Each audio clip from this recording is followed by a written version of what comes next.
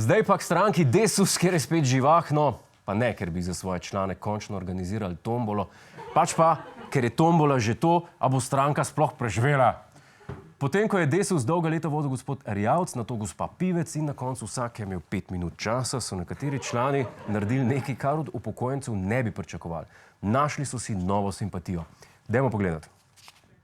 Gostilna Livada, večletni tradicionalni tabor stranke Desus. Tudi včeraj so se njeni člani zbrali tam, a tokrat stranko Alenke Bratušek, kamor je prestopilo dobrih 200 članov in 5 lokalnih odborov.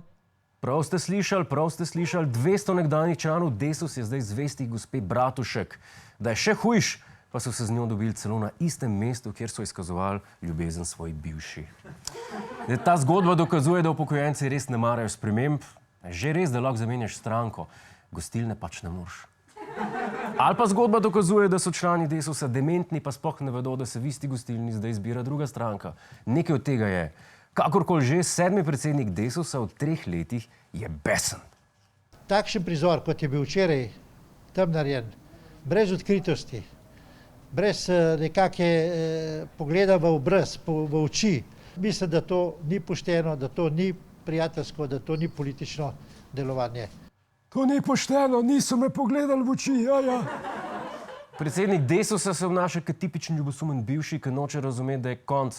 Drugače povedano, romance je konec, gospodu Jasniču pa to še vedno ni jasno. So naši pisci, dokler ne najdem novih. Je pa gospodu Jasniču po sestanku jasno vsaj to, da želi v stranki spremembe. Mislim, da je bilo zadnji čas, da smo to sklicali, če mene vprašate, in mislim, da je treba vsako leto to ponoviti. Očistiti stranko, da gre lahko lažje naprej. Ja, stranko je treba očistiti, spucati vsako leto, da gre lažje naprej. Glede na to, kam je Desus namenjen, je to približno tako, kot da želi gospod Jasnič počistiti stavbo, ki jo bojo pol porušili. Ne vem, mogoče pa gospod predsednik sploh ne govori o čiščenju svoje stranke, pač pa je upokojencem samo priporočil, naj se redno klistirajo. Morda. Se je pa prva na seznamu za čiščenje vseeno znašla trojica Desusovih umazanih poslancev. Stranka naj bi namreč sprejela predlog za njihovo odstavitev. Na to pa? No, a da tega sklepa sploh niso sprejeli, pač pa da je bil to samo eden od predlogov, danes zatrjujejo vidni člani stranke.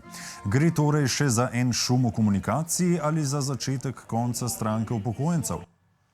Prav ste slišali, potem, ko v Desusu nekaj časa niso bili prepričani, a so vladna ali opozicijska stranka, ali pa je kdo je njihov predsednik, zdaj niso prepričani niti, kakšne sklepe sprejemajo. Ne vemo, a je šlo za šum v komunikaciji, senilnost ali pa za slabe baterije v slušnem aparatu.